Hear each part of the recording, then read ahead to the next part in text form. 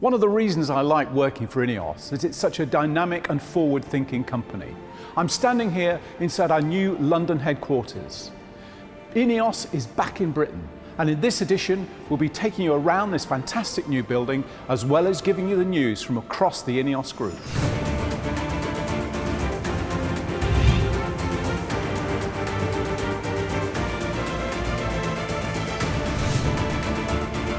Coming up on INTV, our graduates are some of the best in the world, and our graduate programme is unique.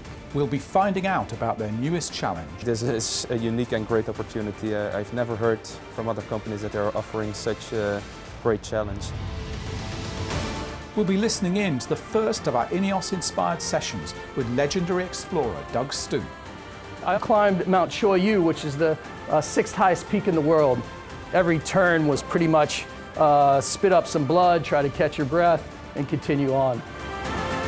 We'll catch up with the latest news from our businesses around the world. We'll be hearing from the Ineos chairman. 2016 for Ineos has been a record year. And we'll get to have a look inside the exciting new UK headquarters.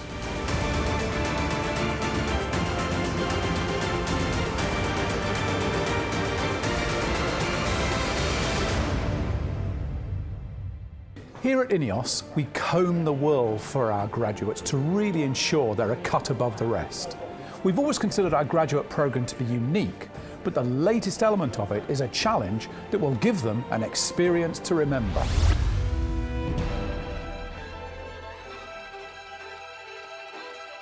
Many large companies provide programs for graduates in terms of providing training and experiences and teamwork bonding. Ineos is different in terms that's not going to be done in the New Forest or in the Cotswolds or in the Lake District. It's going to be in Africa. Over 6 days, the graduates will run, cycle and climb over 300 kilometres through the blistering heat of the Namibian desert. It will be definitely challenging. Some of these people are quite new in sport, so I will need to train a lot during the next months, but if they do that, for sure I will do it. So I think the Namibia trip is perfect to test your limits. I never thought I would do a marathon, and certainly not more than one in a year. So it's crazy what we're doing.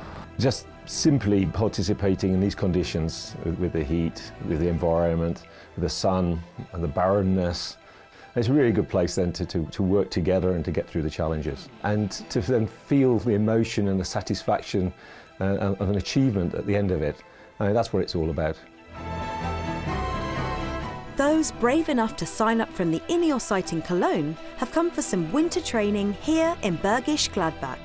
Today we are doing a mountain biking trip in Cologne as a preparation of the Namibia trip, which will be next year. I have a long way to go, but we have a couple of months to train hard, rest enough, eat well. That's important, I guess, to do the trip to Namibia. In some meetings it will be hard, but I think when we have a good team spirit and that we can encourage each other, I think it will certainly be possible to overcome the whole trip. This is a unique and great opportunity. I've never heard from other companies that they're offering such a great challenge. I think it's unique for Ineos, and I think we're all very glad about it that we can participate in this event. Namibia challenge is going to be very, very difficult, but it's going to stay in our head forever.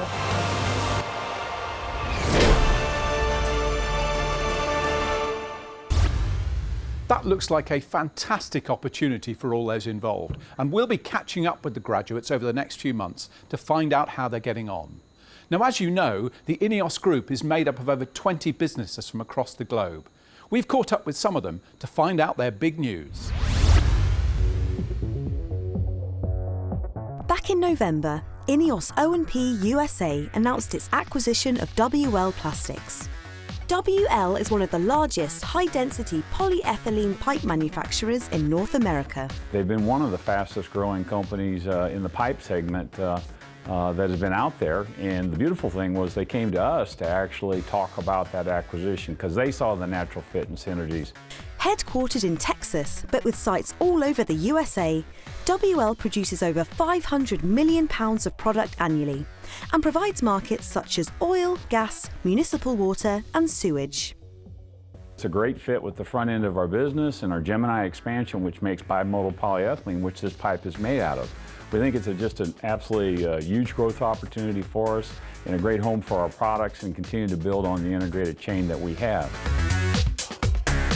The Daily Mile has gone global, but there's one country that's already way ahead of the pack.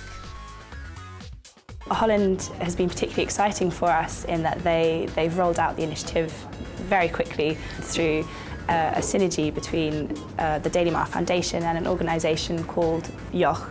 And this organisation is part governmentally funded, and it's also part private funded. They've certainly taken to it very well over there, and it's an attitude that we'd love to see replicated elsewhere. Switching email providers might not seem like a big deal, but when attempting to do that with 17,000 employees in 16 different countries, it can be quite complicated. Well, INEOS was built through acquisition. We have multiple IT systems, multiple email systems. We're implementing a global Office 365 instance so that we're all working off of the same platform. INEOS in the USA has already started using the system, with Europe set to follow next year. The benefits we're going to see are numerous. One of the big ones is we're going to have a single global directory of everybody in the company. We're going to have a single platform for collaboration, for file sharing, for messaging, email. We're all going to be working off the same platform. It'll remove a lot of technical barriers to communication within the company. Recently, INEOS chairman and London Business School alumnus Jim Ratcliffe made headlines for donating £25 million to the school. This generous gift will enable the school to remain at its home in Regent's Park for the next 125 years, with the building being renamed after its new sponsor. So, Jim, thank you very, very much indeed for your incredibly generous gesture and for making it possible to be here in Regent's Park for the indefinite future. I'm very proud that the family name will be attached to this for certainly see me out anyway, in generations to come. And I think it's very fitting that one of the great cities in the world, I think London is, for me it is the great city in the world, it's certainly one of the great cities in the world, should have a great business school.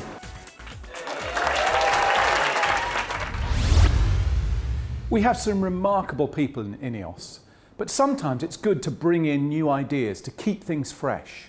With this in mind, INEOS is setting up a series of inspirational talks and lectures in our offices across the globe. The first of these was with legendary polar explorer Doug Stoop, who has got some incredible stories to tell and knows all about getting out of hairy situations. For over 10 years, polar explorer Doug Stoop has been guiding would-be explorers through the icy realms of the Earth's poles. Now he's bringing his vast experience from his incredible adventures to INEOS as the first speaker in a new series of inspiring lectures. I climbed Mount Choyu, which is the sixth highest peak in the world, and I went there without oxygen, without Sherpa help, and we were able to go and climb the mountain. It was quite miserable. Every turn was pretty much spit up some blood, try to catch your breath, and continue on. Am I addicted to danger or addicted to adrenaline rush? I don't really think so. I do love pushing the limits of what is possible and the human endurance element. Experience is everything, but to understand the risks that are there are very, very helpful. I usually have upper level management CEOs that really understand and run their world. Any experience that you had in the business world really doesn't apply. It's just really this element of learning a new environment and trying to adapt and understand and be humbled by Mother Nature and understand the risks that are involved. If they can smell a seal from 8 miles away, they certainly smell me. I hadn't showered in probably a month and a half.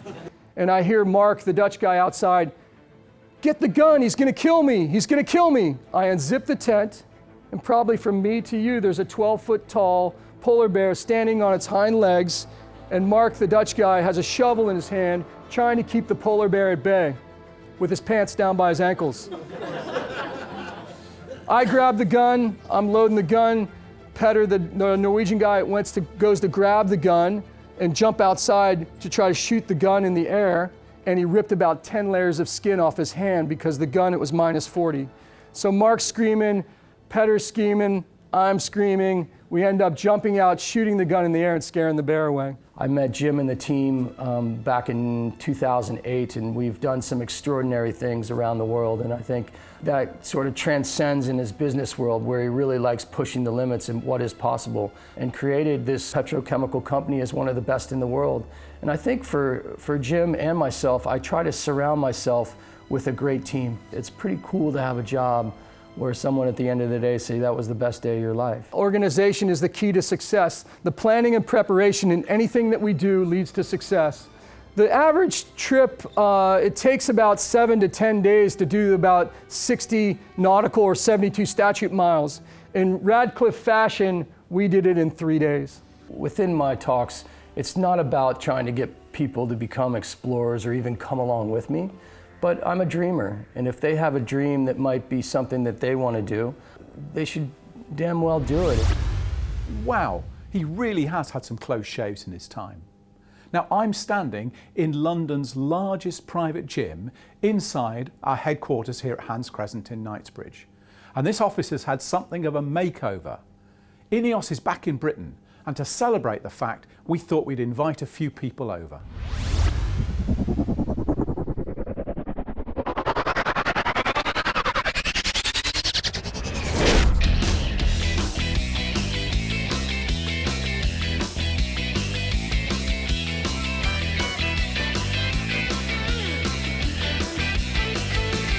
On the 6th of December this year, we celebrated the launch of our new flagship office in the heart of London with a bit of a bash.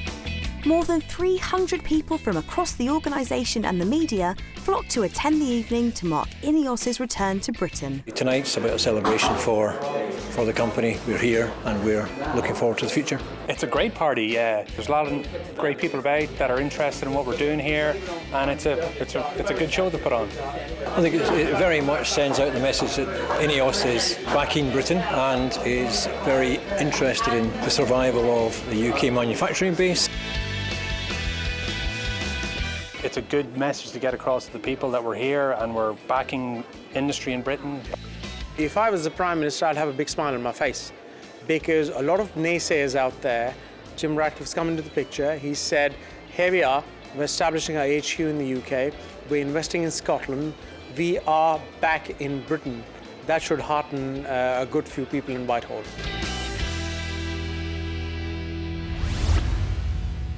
It's a terrific space, and the new renovations have really sharpened things up.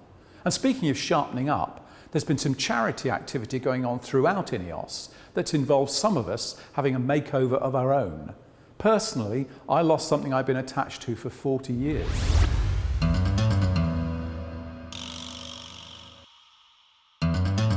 Times were a-changing in the West End of London. It was like that movie, The Good, The Bad, and the Director of External Affairs. Only the bravest would cross them. Hello, lovely day. They were hard men with facial hair. But in Truefitt and Hill, the oldest barbers in the land, they had met their match.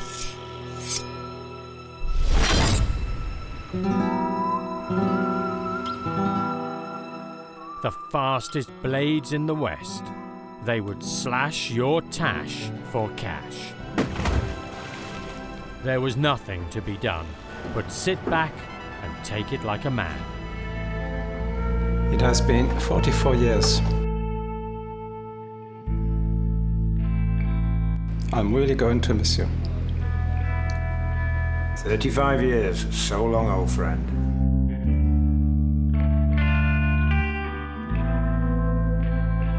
"40 years. We've been through a lot."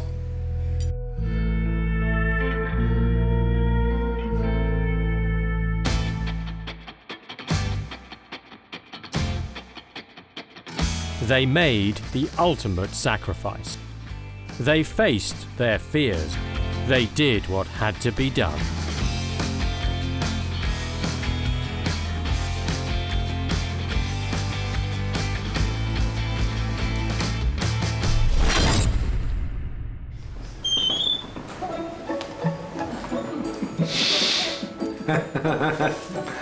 That is, yes.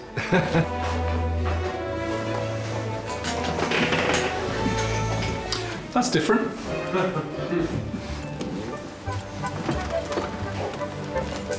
Oh my God, this is very different.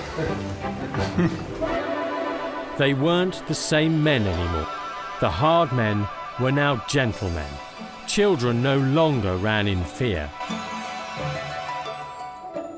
Thank you to the hundreds of men and women across Ineos who have raised money in support of the Movember charity. And thank you, of course, to all our Reverse Movember team volunteers. This film has been made to honour your sacrifice. Ooh, some painful memories for me there, but all in a good cause, and as you can see, I'm fully recovered. Now, at this stage of the show, we'd normally have questions for our chairman, but we'll save that for next time, because instead, we have his speech from our opening party. We're obviously here to celebrate Ineos being back in the UK. We're absolutely delighted at that. Just so you understand exactly what's happened, Ineos is an international company. It was headquartered in Switzerland. It's still an international company. It's now headquartered in the UK. And Andy, John and myself are now resident in the UK. All the mainland European businesses are still run out of Switzerland. US is still run out of the US. The UK businesses are run out of the UK, and the headquarters is here in the UK. So that's basically what's happened. We've come back to Britain. And we've come back to Britain because there's a lot going on here. We've obviously got the Grangemouth story, there's the shale story. We've committed sort of approaching $1 billion to the shale adventure in the UK. We supply something like 1 in 10 homes in the UK with gas now, because we've sort of had a venture out into the North Sea, and hopefully there'll be more to follow. The UK is a much better place to be than it was 10 years ago. Tax rates have come down corporate tax rates have come down enormously. Personal tax rates, which I'm now paying, haven't. So I'll just be whinging about those like everyone else now, I suppose. And the government, I think, the new government is very, very positive about business. It's got business strategy in the title of its new energy department. It's brought energy into business, which I think is a good thing. So I think, you know, we're very pleased about some of the messages that are coming out of the new government. We are not concerned about Brexit. You know, at the end of the day, I think we're comfortable that the government will have a sensible negotiation. You know, at the end of the day, I believe that the people in Europe, generally speaking, like the Brits, and the UK at the end of the day is the world's 5th largest market, and you can't ignore the world's 5th largest market. So we have quite a large card to play. And I think ultimately when all the histrionics and the pettiness and the silly comments die down, we'll probably have a sensible conversation with Europe and come to a sensible sort of agreement. So finally, 2016 for Ineos has been a record year. You will never find all the bits of Ineos together. You know, since 2008, 2009, we sort of split the business up into various businesses. So you won't see all the numbers added up anywhere. But in 2016, EBITDA for Ineos will exceed €4 billion. So that's a record for us. That's nearly $5 billion. And the capital programs for next year are going to be at something like €1.75 billion. So that will take us to even better places, I hope. So there we have it. Back in Britain and another record year for Ineos. We've got some great memories to look back on and a bright future to look forward to. And I've run out of shaving puns, so I can get rid of that. Happy holidays. See you all in 2017.